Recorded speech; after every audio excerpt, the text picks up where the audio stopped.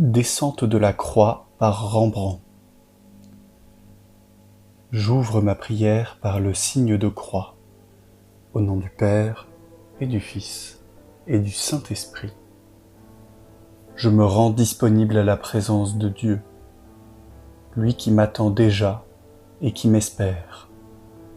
Je laisse là mes préoccupations et occupations pour tourner ma volonté, mon intelligence, ma mémoire, mes intuitions vers lui et les mettre à son service, afin de mieux l'aimer et de le servir. Je lui demande une grâce. Cela peut être d'entrer davantage dans le mystère de sa mort et de sa résurrection, ou toute autre demande selon mon désir.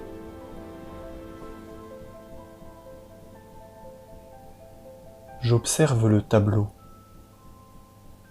Je prends le temps de remarquer la composition, les lignes directrices, le lieu, les personnages, la lumière et les couleurs. Je reste là en silence.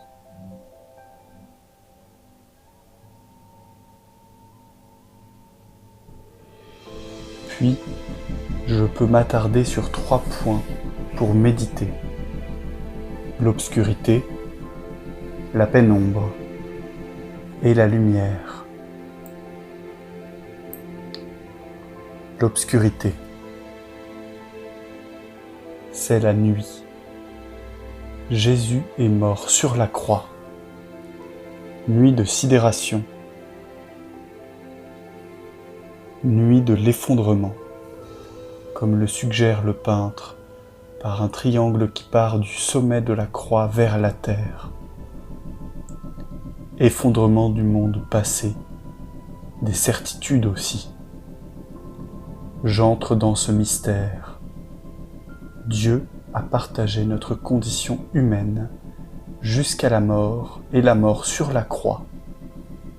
Et je garde le silence auprès de Jésus qui a donné sa vie pour ceux qu'il aime.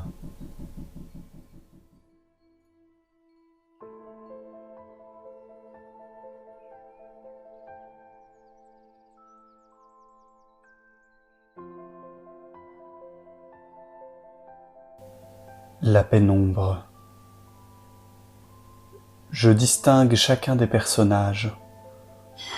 Joseph d'Arimathie, à droite, qui regarde à distance. Jean, à gauche de la croix. Et Rembrandt, qui a voulu se représenter sur l'échelle comme voulant partager la souffrance du moment. Je viens aussi me joindre à eux.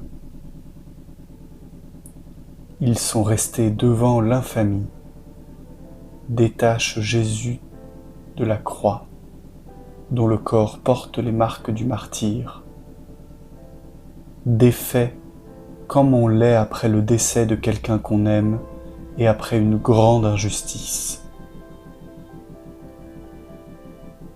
C'est la pénombre de l'incompréhension. Marie s'est effondrée de chagrin.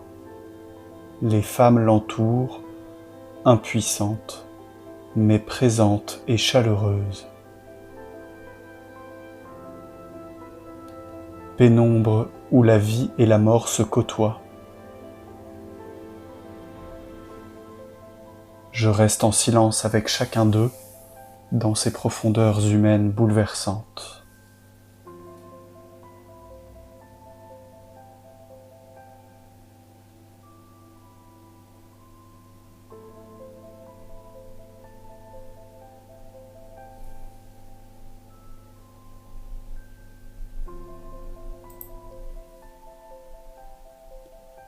La lumière.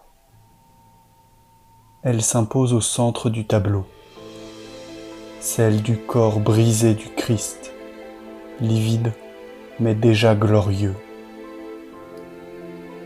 Mort mais déjà lumineux. Blancheur du linceul vers lequel est glissé le corps de Jésus.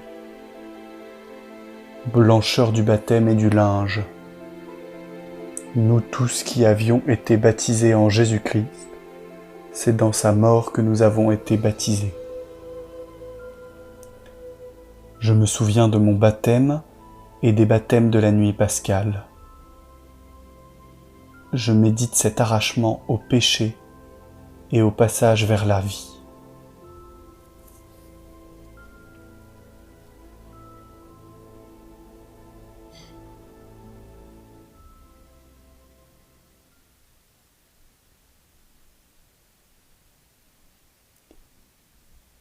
Dans ce clair-obscur, je viens parler à Dieu comme un ami parle à son ami, dans la confiance, l'espérance que la mort sera vaincue, folie pour les hommes, mais sagesse pour Dieu.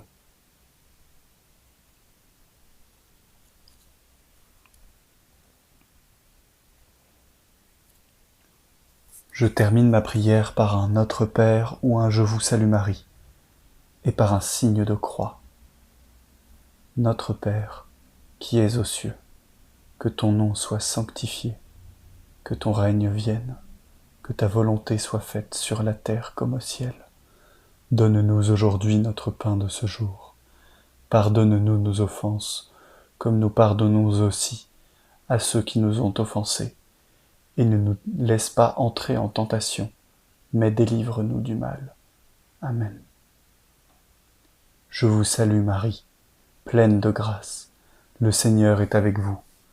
Vous êtes bénie entre toutes les femmes, et Jésus, le fruit de vos entrailles, est béni. Sainte Marie, Mère de Dieu, priez pour nous, pauvres pécheurs, maintenant et à l'heure de notre mort. Amen. Au nom du Père, et du Fils, et du Saint-Esprit. Amen.